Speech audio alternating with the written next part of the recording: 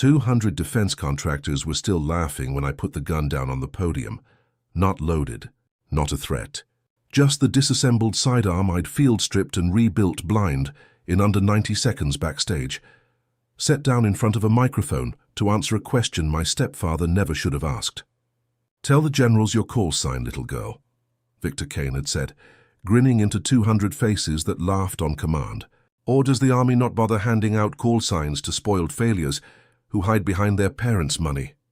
He'd asked that question in front of 4-star generals who had signed off on missions I still can't say out loud. He had no idea what he'd just done. I picked up the microphone instead of the gun. 4 words came out of my mouth, flat and quiet enough that the whole ballroom had to lean in to hear them. And by the time I finished the sentence, Victor Kane was on his knees on the marble, unable to breathe. While 300 military officers realized the trust fund washout they'd mocked for a month had been sitting in the room with them the entire time, armed with something far worse than a weapon, the truth. I'm not going to tell you those 4 words yet. First, you need to understand exactly how much this man underestimated me, and exactly how long I let him do it. 26 days earlier, in a training yard in the Mojave, none of this had a name. It just had a start.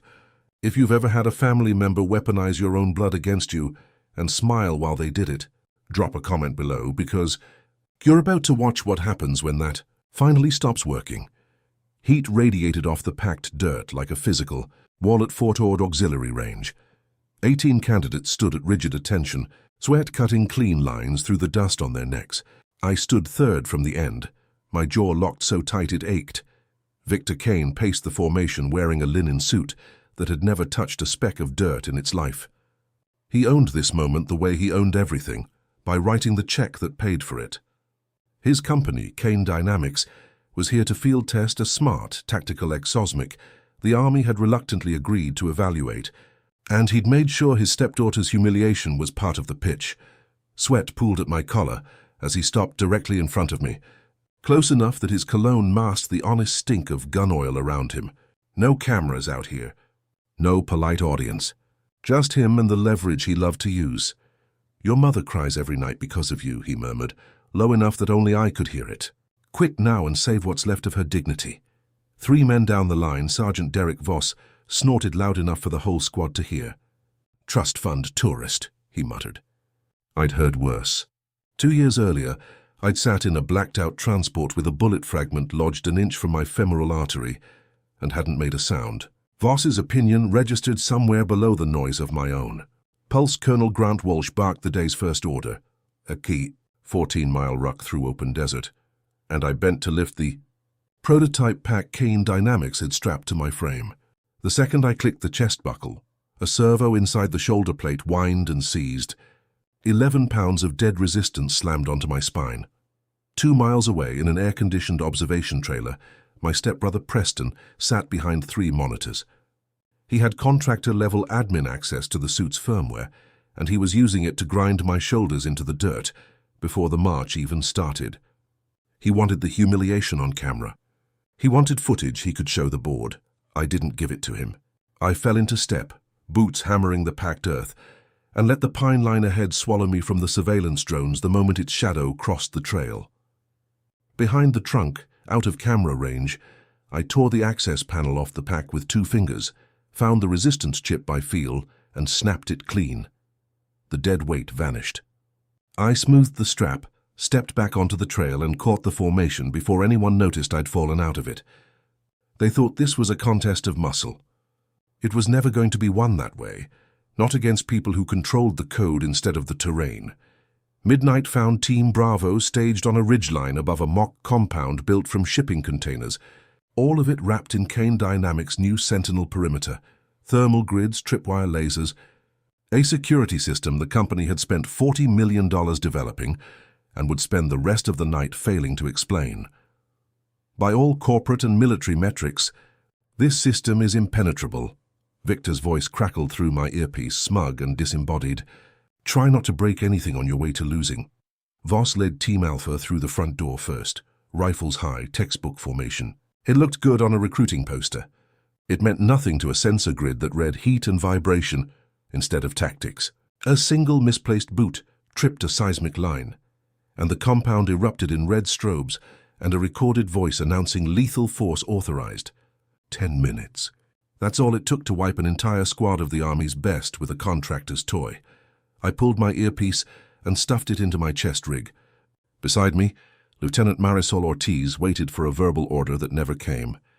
Instead, I signed 2 fingers across my chest.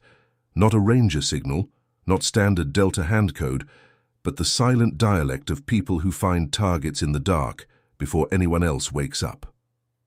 Her eyes widened. She understood. We moved without a sound. No pebble shifted. No nylon scraped.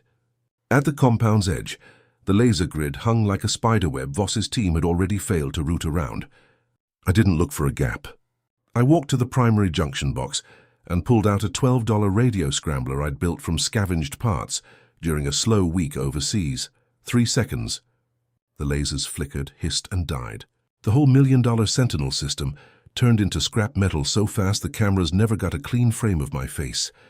We lifted the objective folder off the desk and vanished before the reboot cycle finished. Voss was still sitting in the dirt, covered in chalk dust, when we walked into the rally point 20 minutes ahead of him. He looked at the folder in my hand like I'd crawled out of a nightmare. Neither of us said a word. 2 miles away, I knew exactly what was happening. Victor was screaming at 30 blank monitors, unable to process how his empire's crown jewel had been dismantled in 3 seconds by the stepdaughter he'd thrown away. I also knew what came next. Games were over. Tomorrow they wouldn't try to embarrass me. They'd try to erase me. Confrontation found me outside the mess hall the next afternoon. Voss blocked the door with his arms crossed, breath sour with chewing tobacco, face still twisted from the previous night's failure. "You cheated," he said. "Use Daddy's back door. Don't expect any of us to pretend you're a real soldier." I let the silence sit there, uncomfortable and heavy, until movement on the command balcony caught my eye.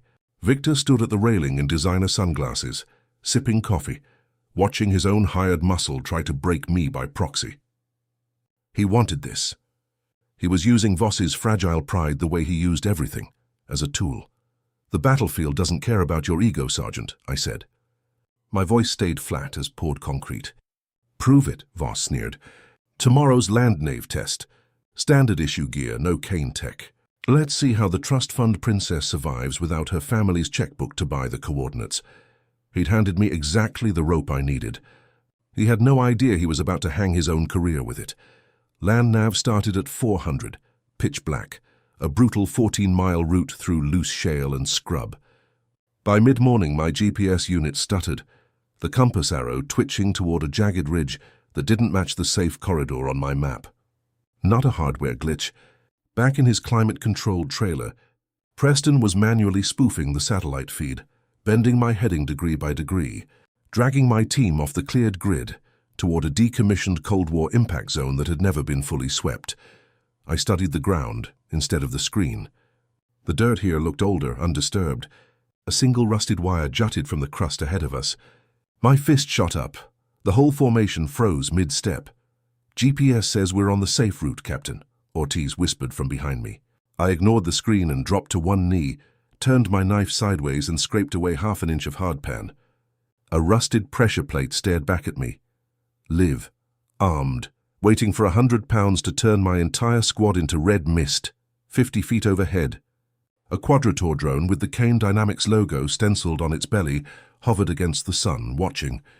Preston was on the other end of that camera, waiting for the tragic accident that would solve his family's problem. I didn't move the knife another inch.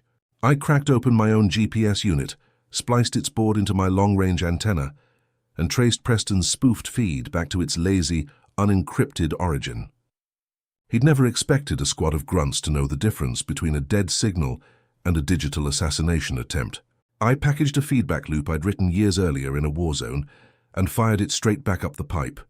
2 miles away, 30 monitors in his trailer seized, glitched, and locked into solid red. Cooling fans screamed as the processors cooked themselves. Preston's secured network didn't crash. It cannibalized itself. We walked into the command post an hour ahead of Voss's team. Victor lunged at me the second my boots hit the concrete, veins pulsing against his forehead. "Who are you spying for?" he screamed, spit hitting the tactical maps on the table.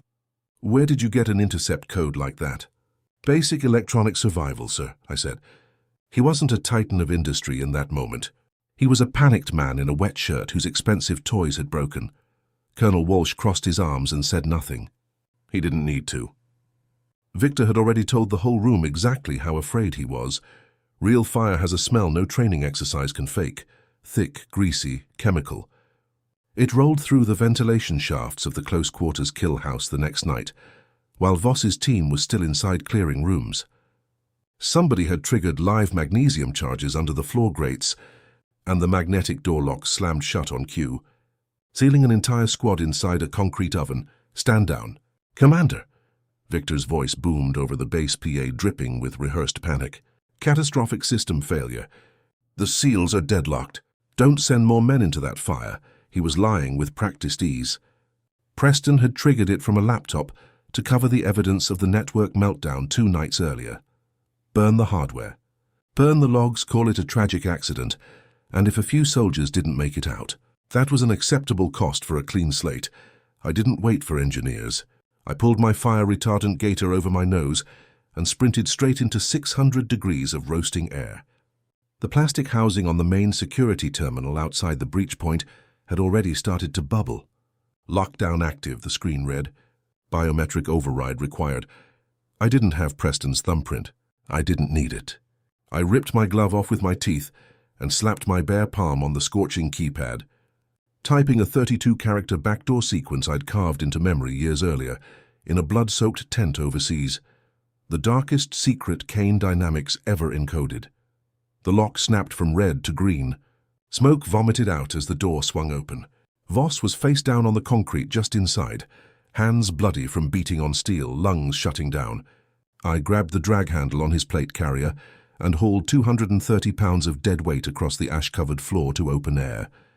His squad stumbled out behind us, coughing black soot onto the grass. 10 minutes later, the fire crews finally drowned the building in foam. Voss stared at me from a medical cot, oxygen mask hanging around his neck, the arrogance completely burned out of his eyes. How? He rasped. That was Kane's closed system.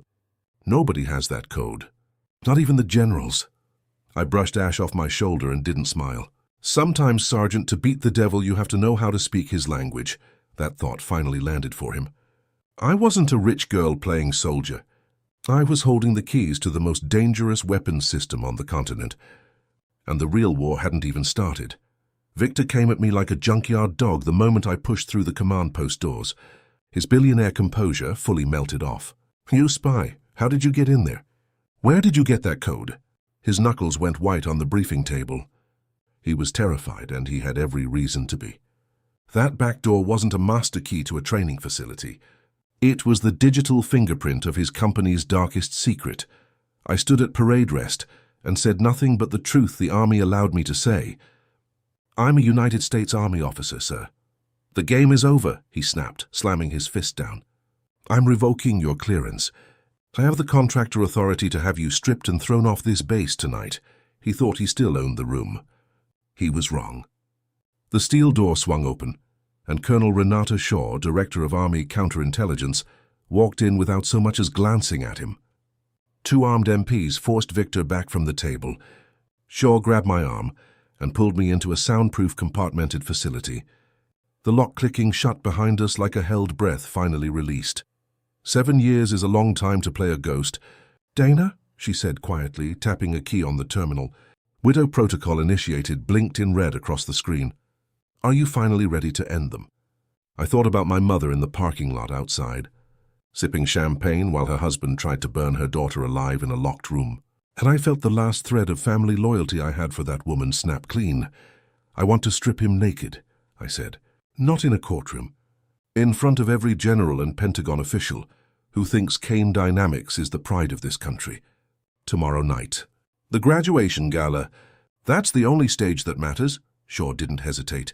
She pulled a black flash drive from a locked drawer and slid it across the desk. 7 years of intelligence, every black market transaction, every sold encryption key, all of it compressed onto a piece of metal that felt heavier than it should have in my burned hand. That night, I opened a wooden box I hadn't touched in 7 years. Inside sat the medals my mother once called useless pieces of brass, and Victor had laughed at across a dinner table. I polished each pin by hand and fixed the ribbon rack to my dress uniform.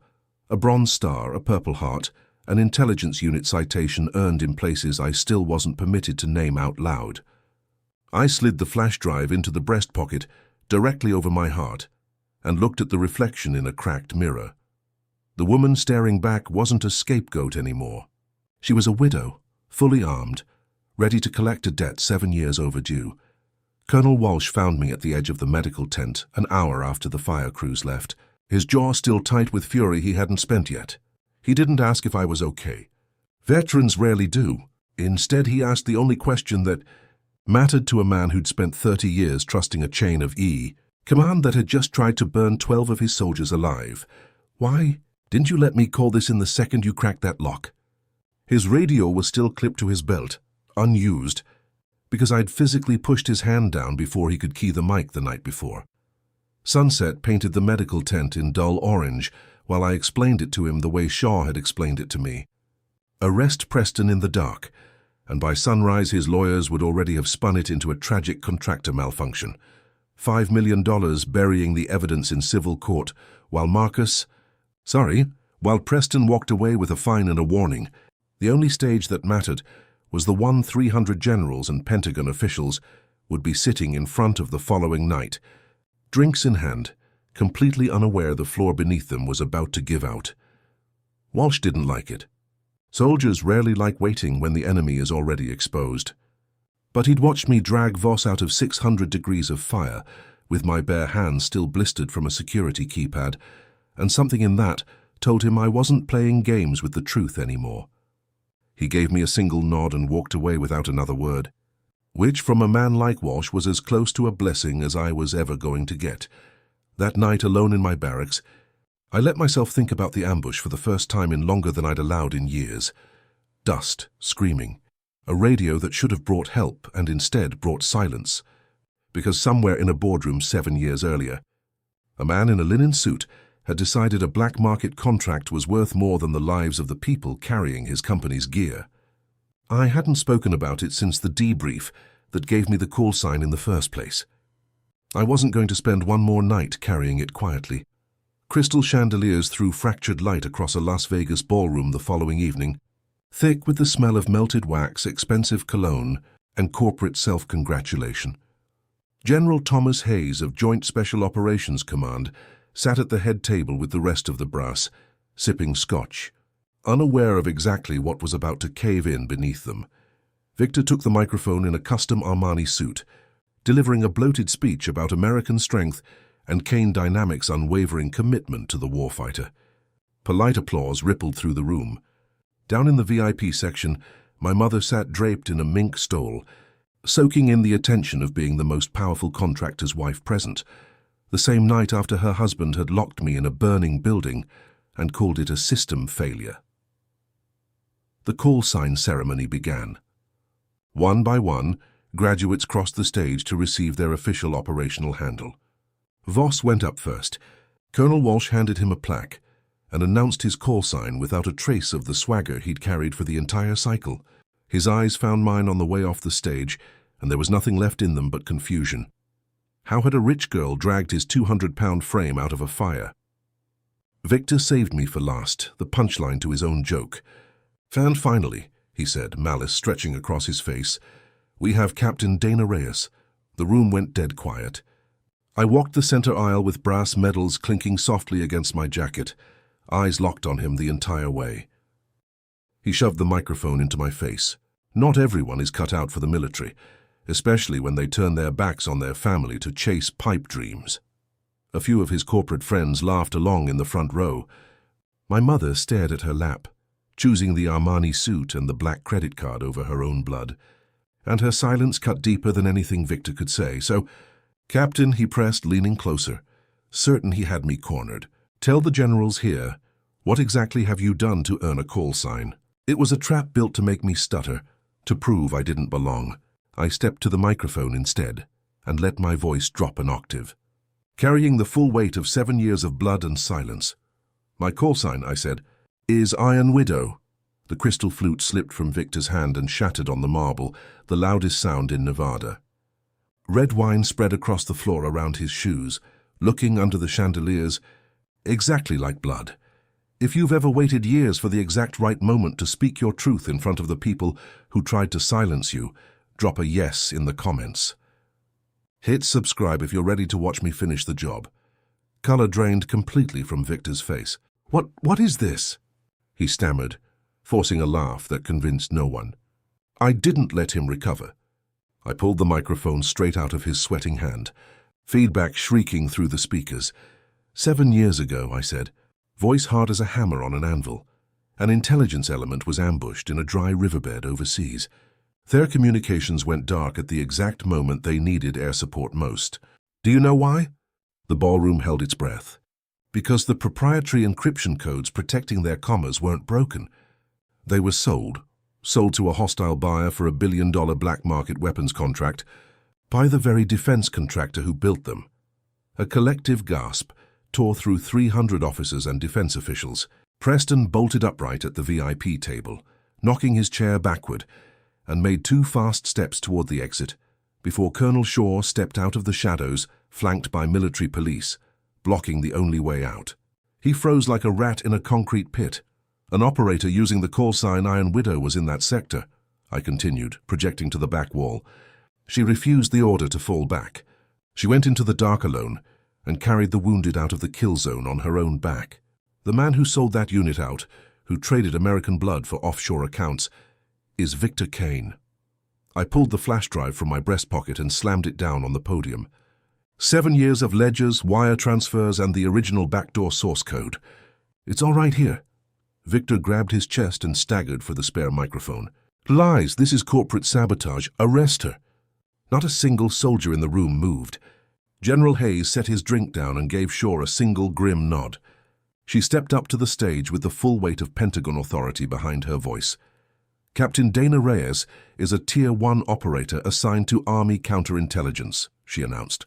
Her presence at this training cycle was a sanctioned operation to close a 7-year investigation. She turned to the Kane men. Victor and Preston Kane, you are under arrest for treason, war profiteering, and the attempted manslaughter of American soldiers. The back doors kicked open. A dozen MPs stormed the ballroom and dragged Victor away, thrashing, still screaming for lawyers, while Preston dropped to his knees at the exit and sobbed without any fight left in him. My mother broke through the stunned crowd, mascara running in black lines down her cheeks, clawing at my sleeve. Jessica, Dana, what are you doing? You're destroying this family. What about my life? Not one word about the men who tried to burn me alive 2 nights earlier. Not one question about the burn scar still healing on my palm. She was grieving a bank account, not a daughter. I pulled my sleeve free and let her stumble to the marble floor.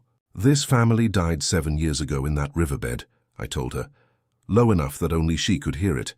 I'm just the one throwing dirt on the coffin. Voss stopped me before I reached the exit, calling out in a voice stripped of every trace of arrogance he'd carried for a month. He walked to the center of the aisle, reached up and unpinned the Special Forces badge he'd bled for and been awarded 10 minutes earlier. He dropped to one knee and set it on the floor at my feet, the total surrender of an ego that had spent weeks trying to break me. Lieutenant Ortiz stepped out next, unpinning her own badge without hesitation and placing it beside his.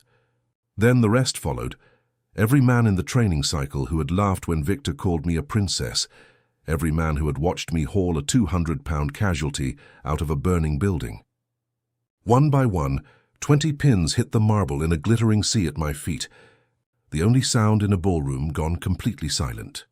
General Hayes rose from his seat and snapped a parade ground salute, not to a contractor's stepdaughter, but to Iron Widow. I returned it without a smile, turned my back on the kneeling formation, and walked out into the cool desert night, leaving the whole rotting empire behind me in the dark. 30 days was all it took for federal prosecutors to gut Kane Dynamics down to the studs. Victor and Preston didn't land in a country club facility for white-collar men. They went to federal supermax, life without parole, while the Justice Department seized the shell companies, the offshore accounts, and the private jets one by one. My mother was evicted from the Vegas penthouse before the sheets went cold, and now rents a one-bedroom apartment on the industrial edge of Henderson, sending me letters full of pleading and buried at the bottom, requests for money. I don't open them anymore. I rip each one in half without reading past the first line, and I let my JAG lawyer send a single text to her burner number. Forgiveness does not mean access. That's the whole message. The silence belongs to me now, and I use it to build a wall she will never climb over again. Camp Bravo at 600 hours looks different from the outside than it did the day I arrived. The desert sun paints the hard-packed earth violent orange, and for the first time in years the only smell in the air is gun oil and the promise of a hard day. No trace of Victor's cologne, no trace of corporate rot. A fresh class of Delta candidates stands rigid in formation, 40 of them, sweat already beading on their foreheads. I climb the instructor's platform. Stitched into my sleeve is a crimson hourglass, the emblem of a Tier 1 operator, the widow's mark. No more hiding in shadows. No more playing the family scapegoat.